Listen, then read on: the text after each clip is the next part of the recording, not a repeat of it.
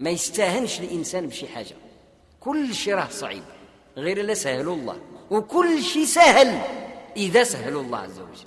والأصل في التيسير والتعسير، يعني باش الحاجة سهلة ولا ما سهلش إذن الله. واش ربي عطي فيها الإذن تكون ولا ما عطيش فيها الإذن تكون؟ إذا أذن سبحانه وتعالى فقد جعل الحزن سهلا، وإن لم يأذن فقد جعل السهل حزنا. وكم من شخص له ما له ويحيط به ما يحيط به من إمكانات لم يستطع أن يصل إلى أبسط الأشياء من الطعام والشراب التي يصل إليها الإنسان الفقير. وهذا رأيناه وشاهدناه، ناس أهل مال وإمكانات عجيب، وعنده الضياف كيأكلوا من فاخر الطعام، محطوط عنده في الدار ديالو العشاء يمكن يطيح بمليون الفرنك هذيك الليلة، هو مسكين محروم جالس واحد الطبيلة بوحده كيأكل خبز محروق من بعد على داك الشيء كله وشي ميطشات وبصيلات. عجيب، الناس يأكلون مما أنفقه من أموال باهظة وهو ممنوع، منعه المانع، ممنوع ياكل الإمكانات كلها بين يديه، ومنع من أن يأكل لذيذ الطعام، وإلا كلاه تما يطيح، منعه الله عز وجل. اطلق الإذن في ديك الليلة لأولئك الناس يأكلون، هذاك منعوه هذاك أعطاه. ولذلك لا مانع لما أعطى ولا معطي لما منع. من اللي تضيق عليك الدنيا تذكر بأن الدنيا ما محدودة شيء بهذا السقف، ما محدودة شيء بهذا السقف، وما محدودة شيء بفلان وعلان، وما محدودة شيء بمكناس ولا بالمغرب ولا بالكرة الأرضية. الدنيا واسعة، تخيل بأن فوقك آفاق وتصور داك الشيء، شوفوا بعينك وهو حقيقة واقع. ملايين طبقات الفضائية، ملايين المجرات بالملايير المجرات في السماء الدنيا، والكواكب السيارة ما شاء الله، والملائكة المشتغلة بأمر الله في جولتها عارجة إلى الله ونازلة كما في سورة المعارج. عجيب، تقطع ما الله به عليم من مئات السنوات الضوئية كما يعبرون اليوم بين الأرض وبين السماء. كون ضخم العقل ديال بنادم ما يقدرش يتخيل الاتساع ديال. أنت يا ابن آدم راك نقطة هنا، حينما تطلب ربك ماذا يقع؟ تنفتح أبواب السماء، ما كيبقاش ديك الساعة السقف سد عليك، ولا فلان الفلاني سد عليك، ولا المدينة الفلانية مسدودة عليك، تنفتح لك أبواب السماء والروح كتطلع. كيحس الإنسان باتساع، سعة الأفق وراحة النفس حينما يستمطر ويستدر الرحمة الإلهية بالدعاء بالاستعانة. والله عز وجل آنئذ كن على يقين أنه يسمعك. واحد في اثنين، إما أنت غيب إلا ما حسيتش وما شعرتش وما شفتش أن الله يسمعك في ديك اللحظة، في ديك اللحظة نفسها، وحرفا حرفا كتطلقوا من فمك ربك يسمعك. إلا ما اعتقدتش هذا وما شفتوش بعين لم تبصره، واحد في اثنين، إما أنك غافل، يعني راك ما عايش شيء مع الدعاء ديالك، راه لسانك كيطلب ولكن عقلك شوف في الراس سارح، طبعا ما غتشوف والو ديك الساعة، لأن العبادة حضور واستغراق قلبي مع الله عز وجل، توجه. هذا احتمال. حضر نفسك إذا مع الكلام اللي كتقول باش تكون عارف مع من كتكلم، راك مع رب الكون، راه هذا الشيء ماشي سهل. رب الكون مالك الكون الذي أعطاك نفسك، النفس هذا الشيء اللي كتطلع وتهبط من النفس أعطاه لك بالوحدة، هذا مالك الكون عز وجل.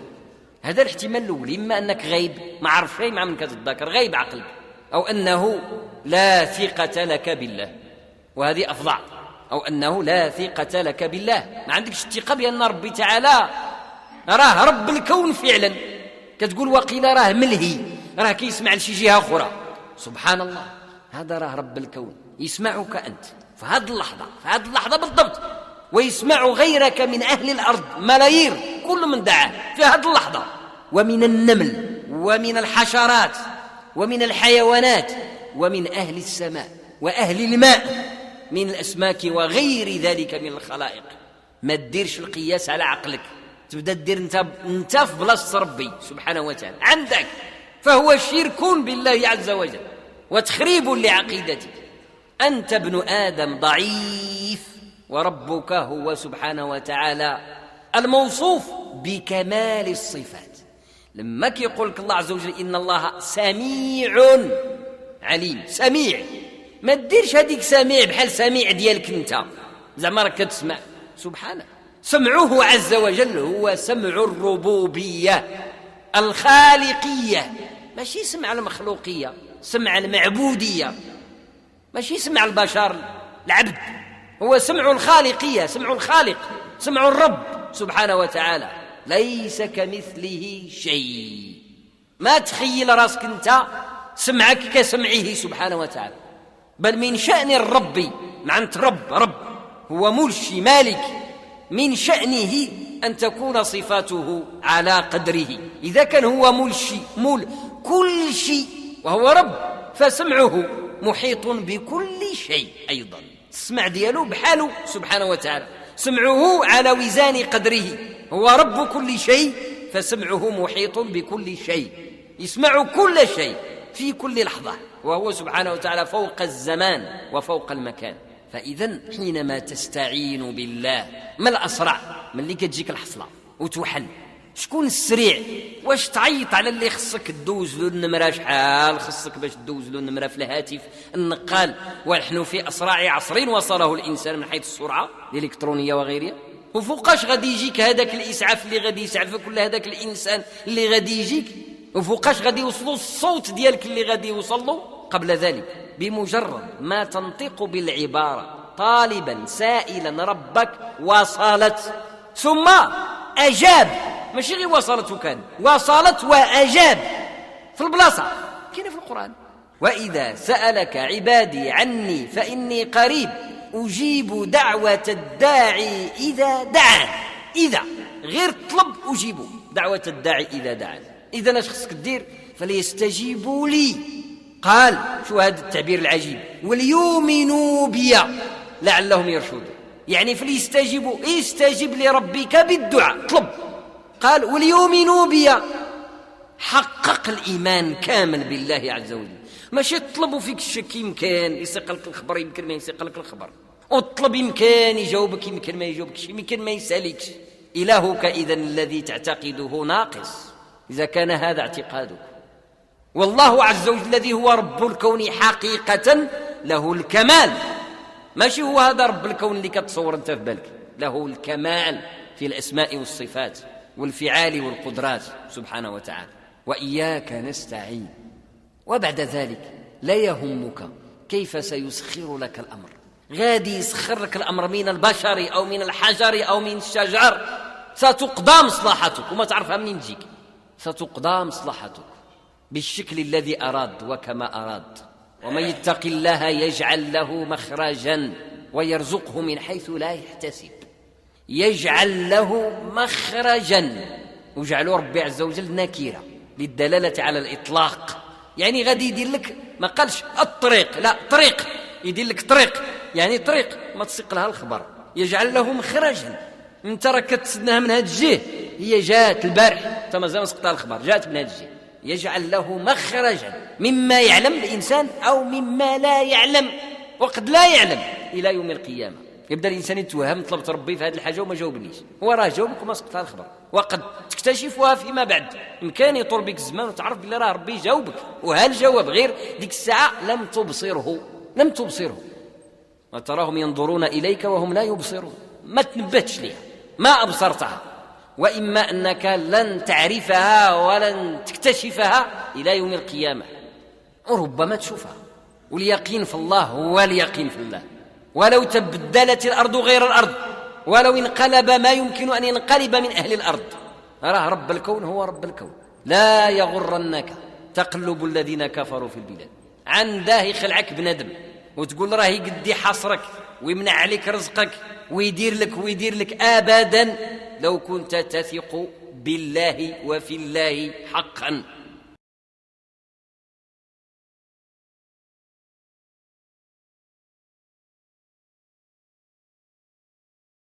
ما يستاهنش الإنسان بشي حاجة، كل شيء راه صعيب غير لا سهل الله، وكل شيء سهل إذا سهل الله عز وجل. والأصل في التيسير والتعسير، يعني باش الحاجة سهلة ولا ما سهلة إذن الله. واش ربي عطي فيها الإذن تكون ولا ما عطيش فيها الإذن تكون؟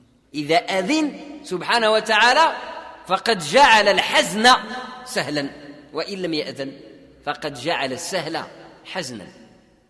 وكم من شخص له ما له ويحيط به ما يحيط به من إمكانات لم يستطع أن يصل إلى أبسط الأشياء من الطعام والشراب التي يصل إليها الإنسان الفقير. وهذا رأيناه وشاهدناه، ناس أهل مال وإمكانات عجيب، وعنده الضياف كيأكلوا من فاخر الطعام، محطوط عنده في الدار ديالو العشاء يمكن يطيح بمليون الفرنك هذيك الليلة، هو مسكين محروم جالس واحد الطبيلة بوحده كيأكل خبز محروق من بعد على داك الشيء كله وشي ميطشات وبصيلات.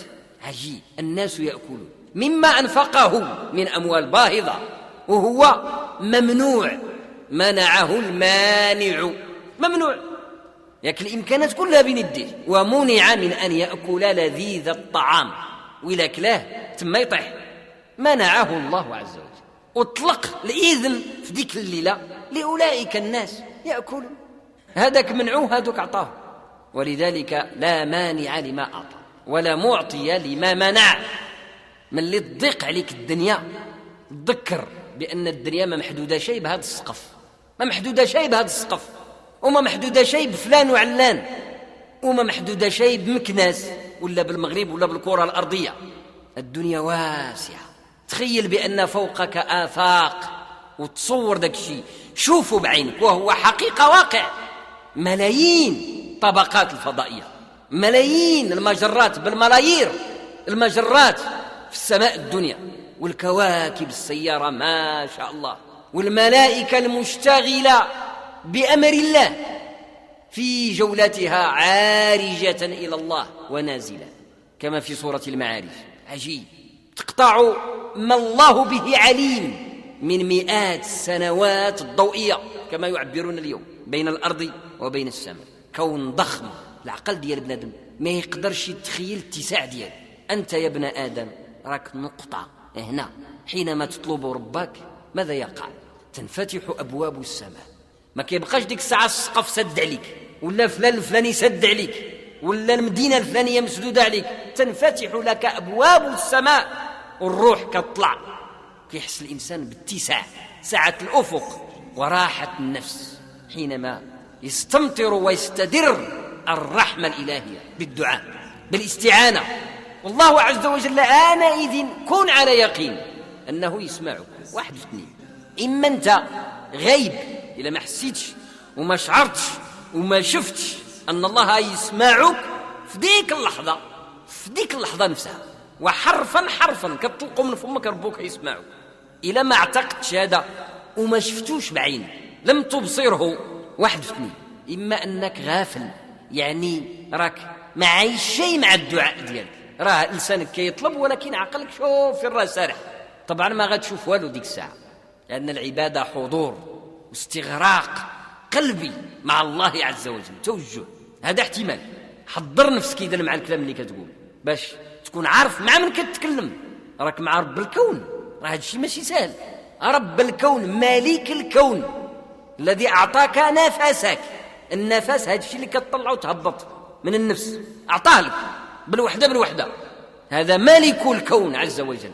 هذا الاحتمال الأول، إما أنك غيب ما عرف شيء مع من كتتذكر، غيب عقلك، أو أنه لا ثقة لك بالله، وهذه أفظع، أو أنه لا ثقة لك بالله، ما عندكش الثقة بأن ربي تعالى راه رب الكون فعلا. كتقول وقيل راه ملهي، راه كيسمع لشي جهة أخرى. سبحان الله، هذا راه رب الكون يسمعك أنت في هذه اللحظة، في هذه اللحظة بالضبط، ويسمع غيرك من أهل الأرض ملايير كل من دعاه في هذه اللحظة، ومن النمل ومن الحشرات ومن الحيوانات ومن أهل السماء وأهل الماء من الأسماك وغير ذلك من الخلائق. ما تديرش القياس على عقلك، تبدأ تدير انت في بلاصة ربي سبحانه وتعالى عندك، فهو شرك بالله عز وجل وتخريب لعقيدتك. أنت ابن آدم ضعيف، وربك هو سبحانه وتعالى الموصوف بكمال الصفات. لما كيقول لك الله عز وجل إن الله سميع عليم، سميع، ما ديرش هذيك سميع بحال سميع ديالك انت زعما راك كتسمع، سبحانه. سمعه عز وجل هو سمع الربوبية الخالقية، ماشي سمع المخلوقية، سمع المعبودية، ماشي سمع البشر العبد، هو سمع الخالقية، سمع الخالق، سمع الرب سبحانه وتعالى. ليس كمثله شيء. ما تخيل راسك انت سمعك كسمعه سبحانه وتعالى، بل من شأن الرب، معنى رب هو ملشي مالك، من شأنه أن تكون صفاته على قدره. إذا كان هو ملشي كل شيء وهو رب، فسمعه محيط بكل شيء أيضا، السمع دياله بحاله سبحانه وتعالى، سمعه على وزان قدره، هو رب كل شيء فسمعه محيط بكل شيء، يسمع كل شيء في كل لحظة، وهو سبحانه وتعالى فوق الزمان وفوق المكان. فإذا حينما تستعين بالله، ما الأسرع من اللي كتجيك الحصلة وتوحل؟